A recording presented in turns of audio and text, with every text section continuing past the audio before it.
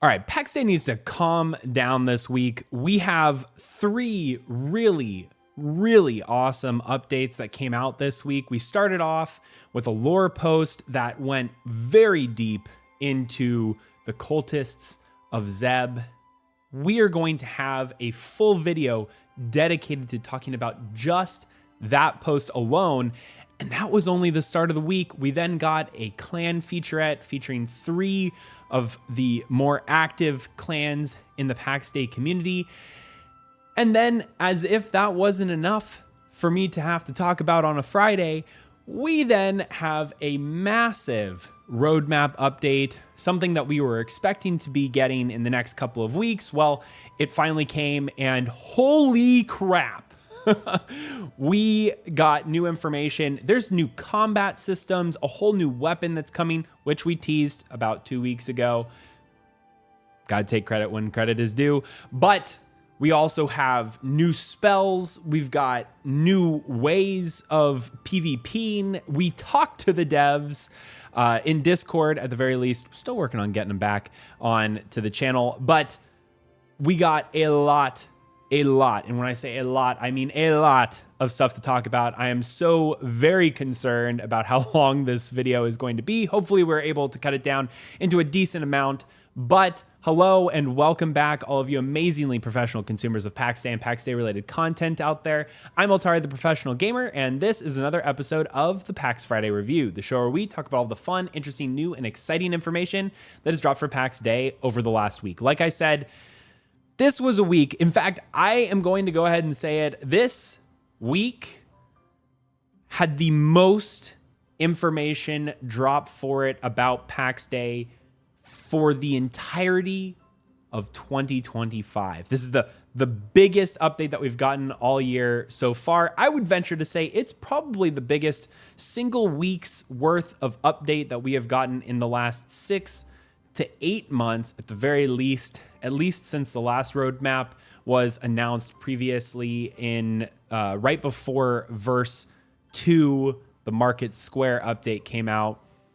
Either way, holy cow. So, like I said, at the very beginning of the week, we did get some information on the cults of Zeb. We are going to dedicate an entire video. It's going to be part 2 of our Pax Dei lore series, where we talk about all of the demons, the demonology of Pax Dei. That is a very exciting video. There is a lot of new information to talk about.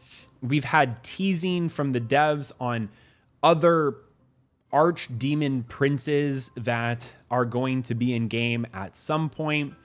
There's just so much to talk about there and there alone. We will touch on it in today's episode, and that's where we are going to start, but I'm going to leave most of the content for that to be in our Pax Dei lore series episode 2. Then we also got a couple of shout outs for the various clans, some of the more active clans in the Pax Dei community. And in fact, one of the Golden Company's neighbors down south in our dens was shouted out in this first posting for the clan codex, and that was something that I was very excited to see, and I'm sure they are very happy to be featured as well. And then at the very end of the week, like I mentioned at the intro of this video, we got a whole new roadmap. We got an update on some of the things that we can expect, as well as some of the things that maybe have gotten pushed out. We have new combat, new spells, new ways of PvPing. We have different updates and revisions. We have obviously the building pieces that are coming and so much more to talk about. So make sure you stay tuned to the end of the video, as that is where we are going to have the full discussion about everything that has been announced for Verse 3 up until this point. We're going to go ahead and have a quick discussion about the lore. So I'll see you over on playpaxday.com, and then I'm going to try. I'm going to try and get this done in 25 minutes or less. The intro alone is 4 minutes. This is going to be a hard one. I hope to just keep you guys along for the ride. All right, so like I said at the very beginning of the week, or kind of towards the middle, I guess, we got an update about the cult of Zeb. And for all of you who are wondering, where does Zeb come from? Well, it is a demonative of the Beelzebub, Prince of Hell, or one of the archdemons of, and also the, I guess, primary demon of sin, representing gluttony. And yeah, the full name of this guy, just hear me out here. The Lord of Flies, Devourer of Lands, and Manifest Gluttony, Beelzebub, Prince of Hell. That is a title. And Zeb comes from Beelzebub. So the cult of Zeb, or the Zebians, that are the followers of Beelzebub, are kind of the primary antagonists right now in Pax Dei, other than the Inquisition, who are a bunch of humans who think they can do no wrong, and then obviously the lost souls, or the corrupted as well. Those are the primary enemies that we're fighting. But for many players, especially towards the late stages of Pax Dei progression right now, Zebians are the enemies that we are fighting, and that we are fighting the most. So there is a whole post talking explicitly about these guys, where they came from, all of the different practices that they have. And as I mentioned, we are covering this in detail, and not just the cultists of Zeb, but the entire relationship of all of the demons, the archdemons, the princes of hell, you can say, and their relationship, how they relate to the various elements of creation in Pax Dei. They all used to be angels at one point before they fell.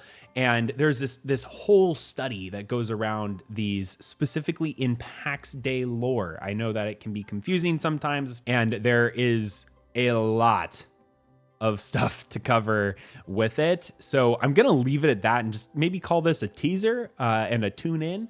We will link it down below when that video is published. Hopefully it gets pushed out sometime late Sunday. The date of recording right now is Friday. So hopefully we can edit it and patch it all together by Sunday for you all. I'm very, very excited for it. This is, Pax Dei lore is where it's at. And it is going to make the game as the sandbox continues to grow and build, and there's these mysteries that we're going to have to solve, and understanding the source material is a really big part of that. And in this video, we're going to be covering filling in a lot of blanks, and it'll be a great start. Our past lore video, the Pax Dei lore episode 1, is a great primer for all things Redeemer related. So we figured, hey, it would probably be a good idea to then go into the dark side of things, the demon side as well. So we will talk about all of that in the future. If you want to check out this particular post for yourself and read it, go for it. It is linked down below as well. But now we are going to attempt to talk about all of the changes and the roadmap improvements that are coming with the next verse, verse 3. We don't know what it's called yet, but we do know that it's coming, and we know a lot of stuff that is going to be coming with it. So I will see you over on the next post. All right, so normally I like to go and hang out on playpaxdei.com, but there was some extra pictures that were included for illustration purposes on the official Discord. I love this. I love going back to the official Discord to talk about some stuff. And we also had a conversation with one of the lead combat designers on the main Discord channel. I will do my best to summarize all of the extra added tidbits that Osric included in a discussion that we had on Friday with just the community at large, and with yours truly specifically as well. There was some very, very interesting PvP related things that we got from that conversation. But let's talk about the road ahead, the March update. Now, the first thing that I want to mention here is that it says March update, right? Okay, so I don't think that we are getting an update in March. March is almost over. This is just the March update. Great way to start this off, but just for clarification, I do believe that this is something that we will see maybe late April, potentially sooner, depending on how far along things are, but I'll let you decide, and you can let me know in the comments after we go through all of this. First and foremost, over 70,000 of us are following Pax Dei's development on the official Discord. And, they wanted to say thanks for all of that. They also had to make a couple of tough decisions, and they had to push some things back that they had initially planned, deprioritized, and then had to shift focus based on other things. And they had some takeaways. First and foremost, for the early game, the obvious things that they learned is that it was taking way too long to get to some of the more rewarding aspects of Pax Dei, like most specifically magic and the aspects of magic. When Pax Dei came out in June of 2024, the average player who was experiencing the game most likely never came in contact with magic gear. The reason for that is most of it was behind several different layers of very difficult to kill mobs, and by the time they got to that point, most players just lost interest, is at least what a lot of the feedback was. So the devs went back, they added a couple of very early game additions. They also included new camps. These camps allow for players to, in a much more earlier portion of the game, get access to a couple of different spells. We have the Aureal set where you get the various breaths, and those spells are incredibly useful. In fact, at least one of those spells, the Breath of Balance, which is a stamina healing spell, is something that my clan, the Golden Company, uses for our high-level 3-man dungeon clears. And it is I would argue, a meta-level piece of gear because of the way that it can heal another player's stamina. And it's a really important skill to have depending on how you're playing it in a team composition. But either way, it was very difficult for players to get access to these types of things. And also to help players, they added the compass, which was a recent addition at the very end of the last update for Verse 2. And then they also had to reprioritize a couple of things. Combat remains a major focus.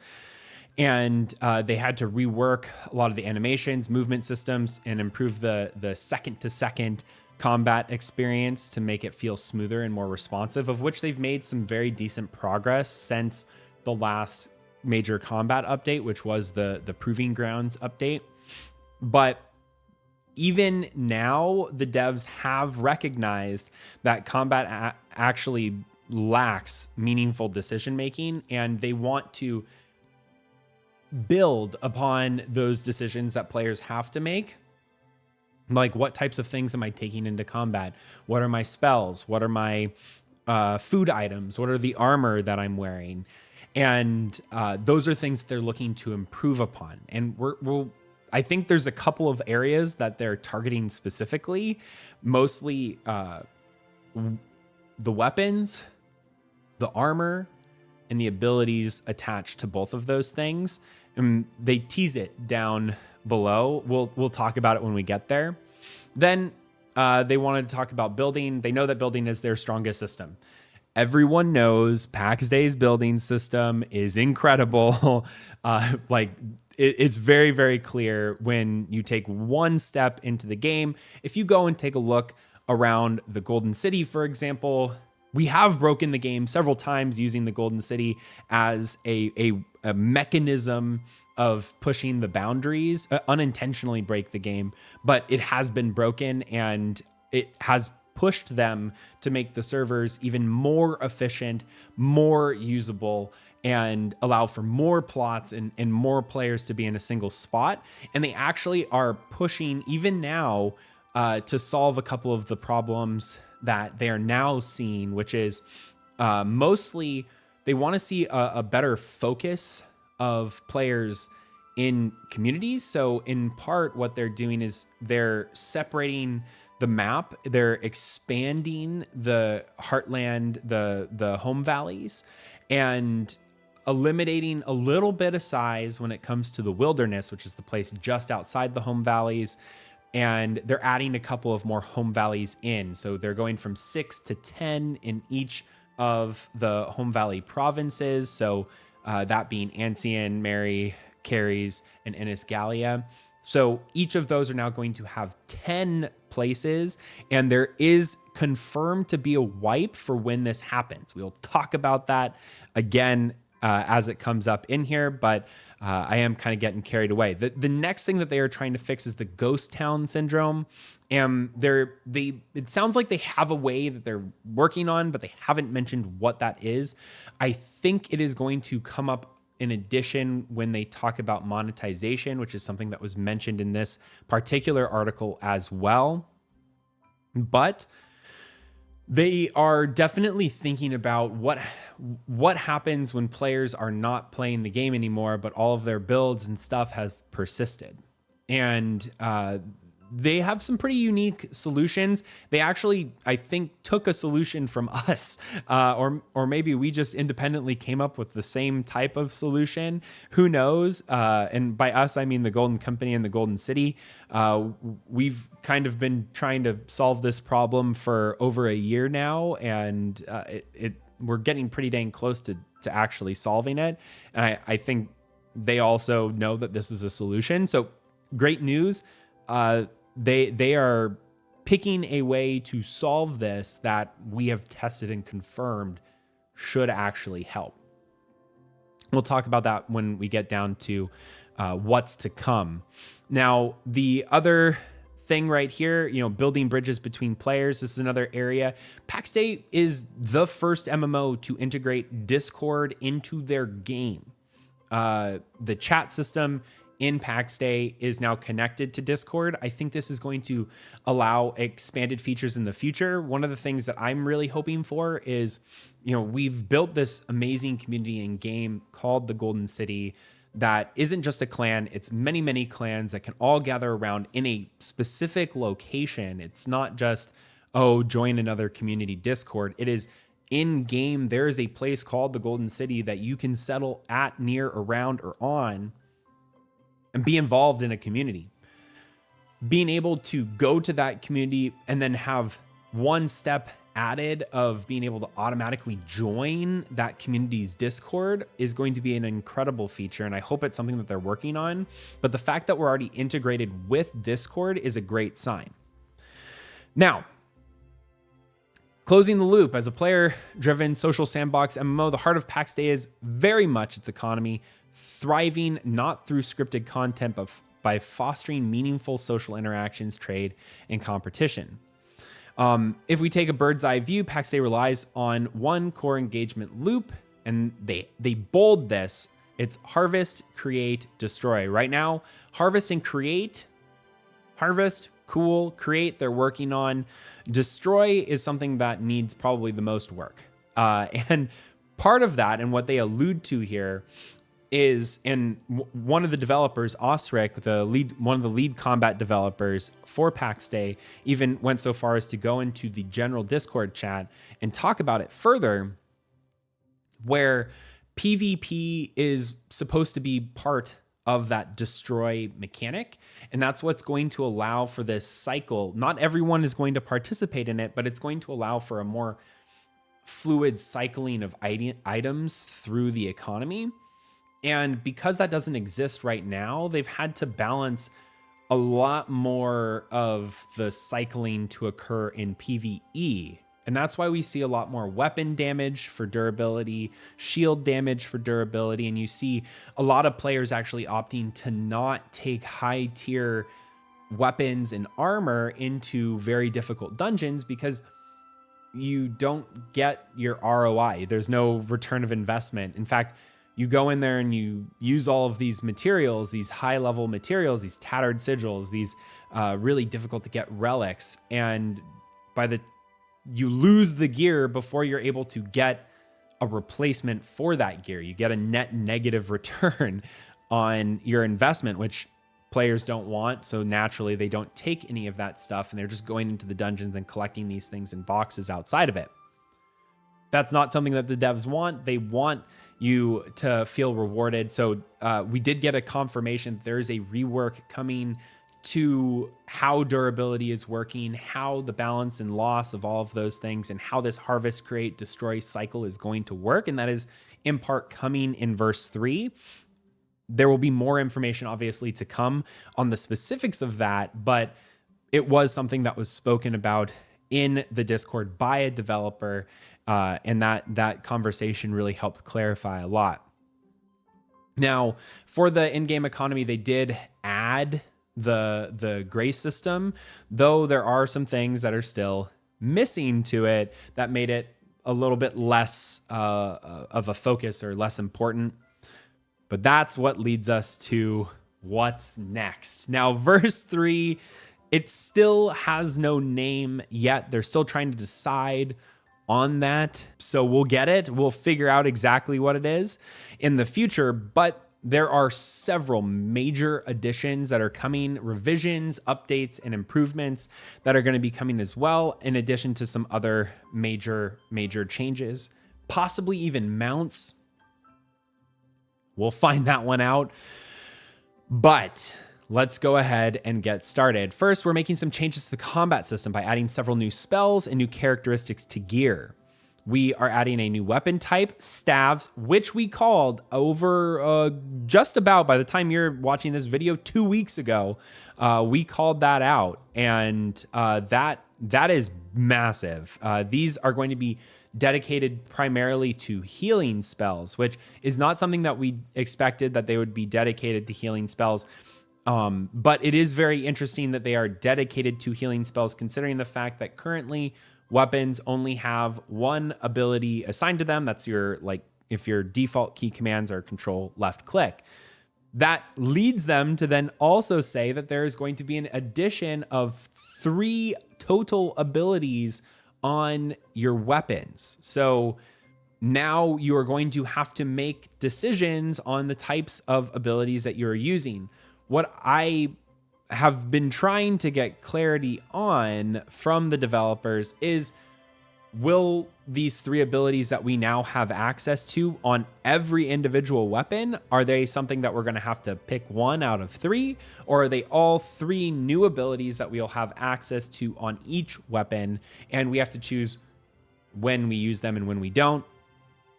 I would hope that there is some tactical choice that goes into the actual skill that you're using in the moment, and you have access to several. But I also understand if we have to pick 1.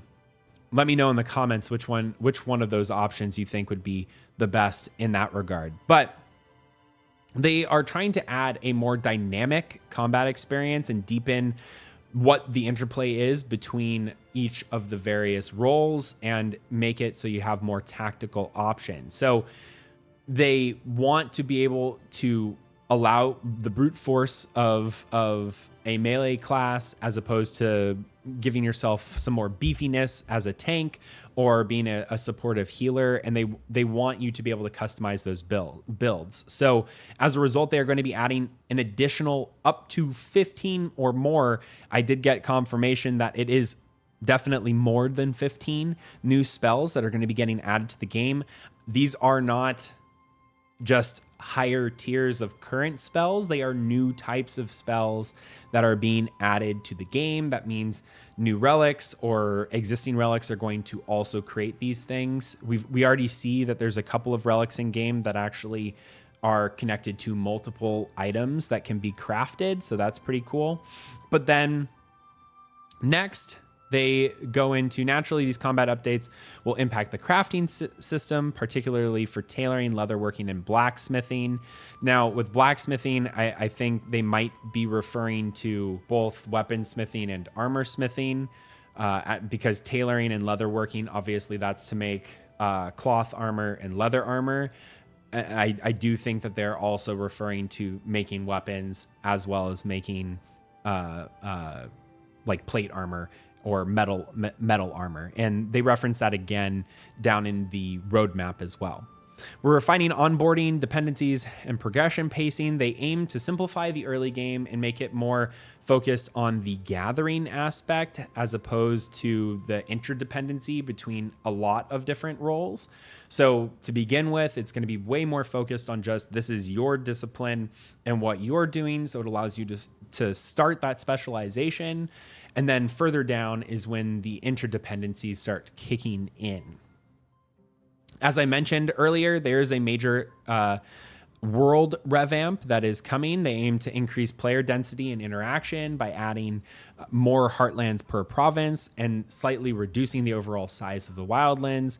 While resource locations are going to shift, the biome gathering rules will still remain consistent. So yes, resources are changing location, but you will be able to find them still in the same areas and the same constraints. And then lastly, they are planning on adding the fast travel miracle will be introduced, reshaping how players traverse the world and improving the global economy. A revamped world will also feature an improved starting area. So this is another major thing. It's a sleeper ad that I think a lot of people haven't been focusing on. And this is something that the Golden Company, and more specifically the Golden City, has aimed to provide to players for a while now. And this is the Pax Dei will offer limited storage for all players and include pre-placed entry-level public crafting stations, making the onboarding experience smoother and more accessible to newcomers.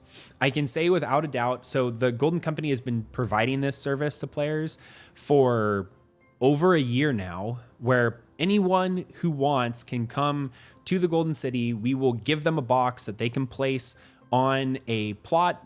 Most of the time it happens to be inside of a little apartment or an inn room, and they can come in, they can place down their chest or chests and then set it to private, and then that's theirs. It doesn't get touched. It's just theirs. And they can use that as a base of operations. There are crafting tables that are available to them to use. If they need anything refined, we can refine it for them. In the future, I hope Mainframe adds the ability to allow others to queue up things in kind of a public format. And I think this is getting towards that. But the whole idea was to make it so if a player wants to venture to the Golden City and call it home, but they also have plots elsewhere, that they can do that. And they can have their plot, their home plot, in a far off land, but they can still do a lot of their operations out of the Golden City. And that's to bring more and more players in. We have several, probably 20 different players that are storing various items in either our bank or in an inn or a home that is located inside the Golden City on a plot that they don't control, but in boxes that are private and only they can access. So it does work, and I think in this case will also help remove a lot of the clutter that happens, especially on the very early stages of the game, where you have a plot rush, everyone drops their plots, and then you end up with just things everywhere. The same crafting benches in 30 different plots, and it looks like a jungle, and half of them never come back to play, and then the other half end up building up, but then you have all these ugly plots that are just sitting there, and then they have to clean them up. So here's a look actually at what the new area of, I believe this is Ancien, will look like. And we started off with 6, but now there is 10, and you can see that we have the Volvestre, Maremna, and Libornes that have been added, as well as Astarak, just north of Gravas. So there is this new 4 new areas that have been added just to this zone alone. And the map itself hasn't been expanded, but they have pushed further into the wildlands around here and around here as well. There was a really awesome place to put a city right down here, and I was really, really sad when I was excited when they said, oh, we're adding a new spot, and I was like, yes, maybe they added this down here. Nope, still completely open. This is a perfectly flat spot right here, just begging for a city. Nevertheless, they also teased a couple of new build pieces. Here's the log set over here that you can see, and then an improvement to the hut from before, which is great. And then more importantly, the limestone, which everyone has been waiting for. I'm very excited for the limestone. Is going to be so great. But then we have this really cool archway in the back here that I'm really excited for too. Now, looking further ahead, later this year, they will be expanding PvP in meaningful ways, and PvP will play a key role in keeping Pax Dei's economy vibrant and dynamic. This is something that I just mentioned, but we had a further and deeper conversation with Osric earlier today, and one of the things that he mentioned was that PvP is something that they have left kind of behind for too long, and they need to boost it and bring it back. They're completely revamping Lioness. They're looking into other ways that they can improve things, add new rule sets for PvP. And I asked him specifically, this is a thing that I've been wondering for a while, and it's, how do you get players to go to the PvP zone for a meaningful way and keep them there, and put locations that players are going to be at different times during the day. And one of the ideas that I floated in the Discord was, well, what happens if there was like a shrine or something like that existed in Lioness that players could venture out to, and maybe they have a bunch of cracked sigils or tattered, they want a bunch of tattered sigils more specifically. Well, they could take a bunch of cracked sigils or earlier stage relics, doesn't have to just be sigils, and they could go to this shrine that exists only in Lioness, and they can add those and actually tier up the relics. So like you have 10 cracked sigils, you put them in, and after a minute, you get one tattered sigil out, kind of thing. That probably takes way too long, but nevertheless, you imagine you would have a group of players that go in there with 500 cracked sigils. They go in and then they add all of these to a shrine. They wait there for 5 minutes.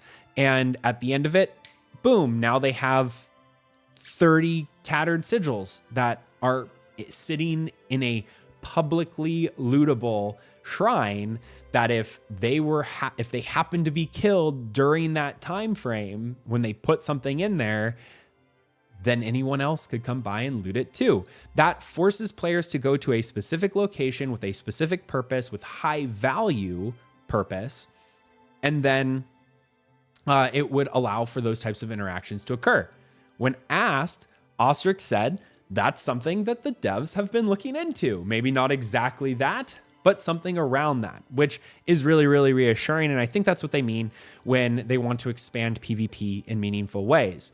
Let me know down in the comments if that actually sounds like a fun thing. I could just see a bunch of players, forming strike groups, going out there, putting these things in to grind them up. It's a fast way to take, the really cheap sigils that you get a lot of and, rank them up. Maybe you could also do this with the normal sigils versus the majestic sigils. And if you have a bunch of just normal sigils of philosophy, you can, upgrade them to a majestic sigil of philosophy just by adding, a multiple of them to this shrine. I think it's a cool idea. But then we also get the full roadmap, the expanded roadmap for spring 2025. And obviously we have the verse 1 and verse 2, which I'm not going to cover here because I'm trying to make this video less than 30 minutes. Then we have verse 3, revamped cloth, leather, and metal gear. So that's what I was talking about with tailoring, leatherworking, and blacksmithing. I think we're going to be getting better types of armor. There's going to be differentiation and a reason to use cloth and leather versus metal gear, and not just for availability of certain types of spells. They're going to be revamping the abilities for melee, adding healing staves. We're getting over 15 new spells, and they keep on saying improved crowd control. I'm really wondering what improved crowd control means. It can't just be shield bash, but they haven't clarified exactly what that is. But they are planning on adding a skinning tool, so maybe that means we're getting knives in the game at some point soon. They're increasing the number of languages. They're expanding the number of languages that Pax Dei is going to offer. They're adding new building sets, including limestone, decorative beams, and log cabins. Their storage and crafters are going to be added to the starting area, which again, I think this is a great add. It's going to reduce a lot of the clutter that's happening. And we know it works. It's something that we've tested a lot of. They're adding a new animal, the wild goat. I hope that this means we are getting close to domestication of animals as well, so that we can maybe start getting those goats on our plots and using them. And then they are expanding additional heartlands, and then adding fast travel miracles. Now, with the addition of the new provinces, there's definitely going to be a wipe. They haven't said how much of a wipe there's going to be, if it's going to be a skill wipe plus a plot wipe. But personally speaking, I think it is getting close to a time where if they were going to do a skill wipe, it would probably have to be sometime around now, because the game is releasing later this year with another wipe. So if they want to get some more contextual information about how players are leveling up, this would probably be their last opportunity to really do that before it just gets way too close to release for players not wanting to invest that time. Later on down the road, they are going to revamp the Lioness province and alongside PvP. And then they did mention trade towns. Now, trade towns were something that were teased also off in the distance from previous posts and developer interviews, where they're going to be these places where it sounds like they might be claimable by clans or by alliances or what have you. And they're going to be towns outside of home valleys that you will be able to claim or use in some way, shape, or form, or build in some way, shape, or form. And having control of those is going to be beneficial to the players, because it's more convenience, higher availability of goods. More players will flock to those locations as well because they know they're trade towns. Then we have the Knight and Soldier roles. They are coming. Gear customization and with regards to dies and all of that are coming as well. Additional controller support. They're going to be adding new furniture, new enemies, improved permission systems. And for the new enemies, I do think that is like the bigger Zebs, the fat Zeb that we saw previously. They're going to be expanding on that. I also think we're going to start seeing some new Fae related things coming in the slightly distant future. Mounts have officially been added. Hopefully we see those by the summertime. An improved permission system, something that was mentioned or alluded to previously, and better NPC behaviors. I think this is a critical one for Pax Dei to feel more engaging in combat. When Ostrich was in Discord earlier today, he was asked, well, what about boss fights? When are boss fights coming? And he said, guys, we got to focus on just making combat more engaging in general. And part of that has to do with the improved NPC behaviors. I cannot say how disappointing it can be for a player to come into the game, get to the latest stage of fighting in the bottom of a dungeon, and realize that they can pretty much clear the entire dungeon if they just body block the pathing from one Zebian to their player that has a consecrated ground behind them. It is one of the most deflatingest things I have seen in a game, where you're just like, oh, it's that easy. And then you just do it over and over and over again, become lazy, complacent. It's not engaging gameplay. It's bad. It is bad gameplay.